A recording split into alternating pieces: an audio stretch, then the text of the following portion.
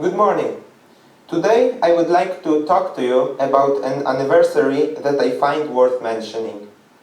Why is it so important to me?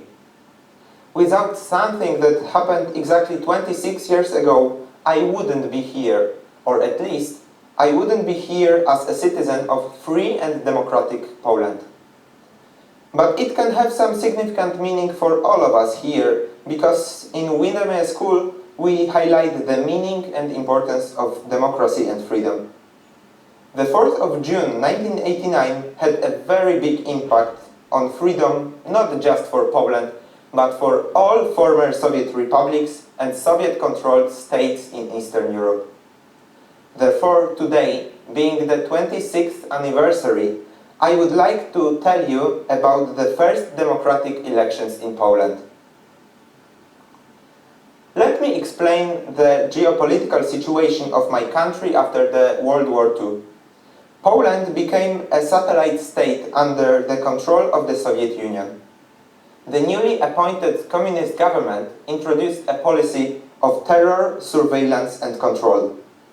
To a large extent, the private ownership was abolished, which caused a lot of protests and strikes. Poland was not alone in this, as there was a similar situation in other Soviet-controlled states, for example in Eastern Germany or in Hungary. All demonstrations were quashed, but all these events had shown that change was essential. Apart from temporary improvements, the whole Eastern Bloc was still facing significant problems. A nuclear crisis, known also as Cuban crisis, was one of the most important issues for the Soviet Union. The Berlin Wall was built in 1961. A few years later, the 1968 brought a lot of significant demonstrations. In Poland, the biggest problem was a bad economic condition due to inefficient centrally planned system. Very long queues outside groceries, bakeries, butchers were just normal. It led to protests that were brutally quashed again. As a result of this instability, there was another government change. Edward Gierek became the state leader. With the help of Western loans, he managed to improve the economic condition. However, troubles appeared few years later. The economic crisis was caused by increasing foreign debts and huge inflation. In the meantime, sorry, I just missed a slide, I noticed.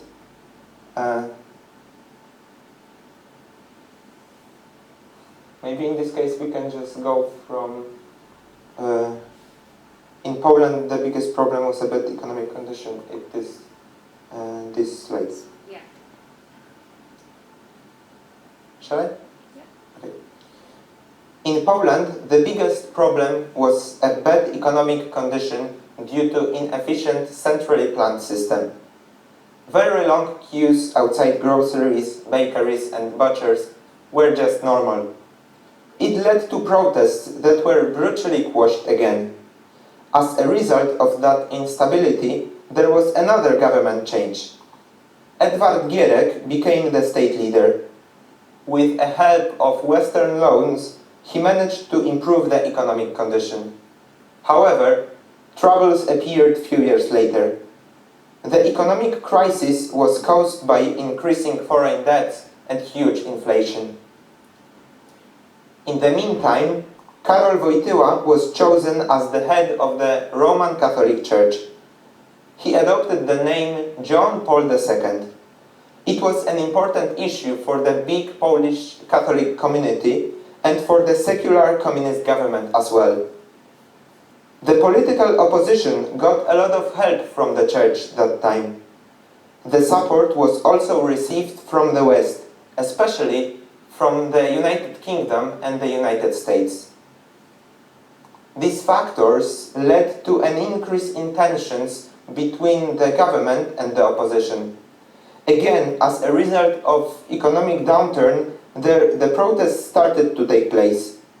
The most significant was a strike in Gdańsk shipyard, known also as August 1980. Here I'd like to play a short video from a documentary. What began as an economic protest became a demand for sweeping political concessions.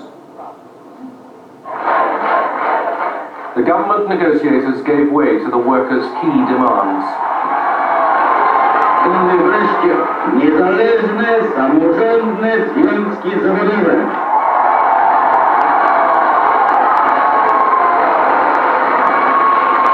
Mamy prawo do strajku.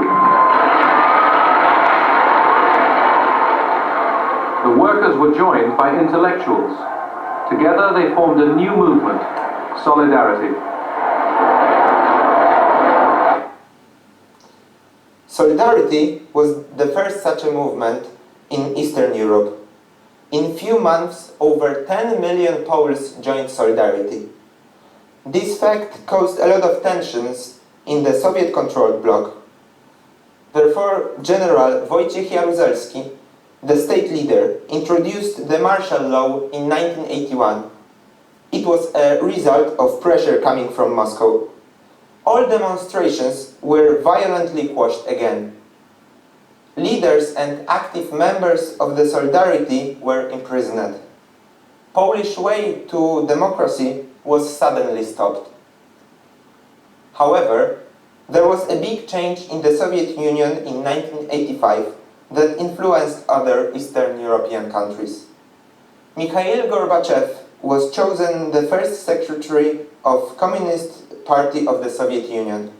He introduced new policies leading to democratization and liberalization of the Soviet Union and the whole Eastern Bloc. Therefore, the Polish way to freedom, stopped in 1981 by the martial law, could be continued again. In 1988, the new law allowing private ownership was introduced. That is also a year of another big strikes in the Polish People's Republic as a result of very bad economic condition of the country.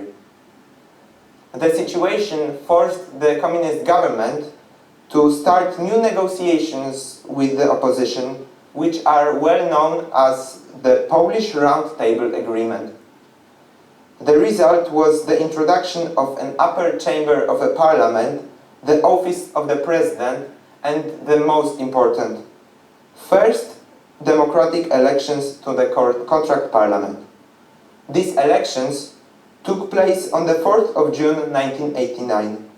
They were the first free elections in the Soviet-controlled bloc and brought a landslide victory of Solidarity. 99% of all the seats in the upper chamber of the parliament and all possible seats in the lower one. It was a first step of Poland on way to freedom and democracy. But I think it also contributed in the whole process of democratization of some former Soviet republics and satellite states. After the elections in Poland, other countries introduced liberal policies. After something that happened exactly 26 years ago, fall of communism was possible. Of course, there were many other factors to cause it, but as I mentioned at the beginning, this one is very important for me, for a citizen of free and democratic Poland. Before Robin is going to say stuff and sixth form, as every day, I would like you to think for a moment how much you enjoy liberty. Freedom of speech, thought, faith, also the economic, political, personal freedom. Probably it is just normal for you. It is like the fresh air or the sun. You do not know the world without it. Perhaps because you were very lucky to be born in a country which takes all of these for granted. But please remember that there are some people living in places where liberty is still just a dream. And some people have to struggle for it. It so happens that the 4th of June is also the anniversary of the Tiananmen Square protests in China and massacre of demonstrating students. In many communist countries, including Poland before 1989, you don't look far to find victims of these regimes. All these individuals are worth remembering.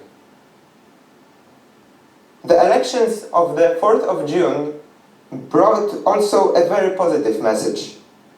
Regardless on the nationality or political beliefs, it may be a lesson for us nowadays that you can solve any conflict through dialogue and agreement. Thank you very much.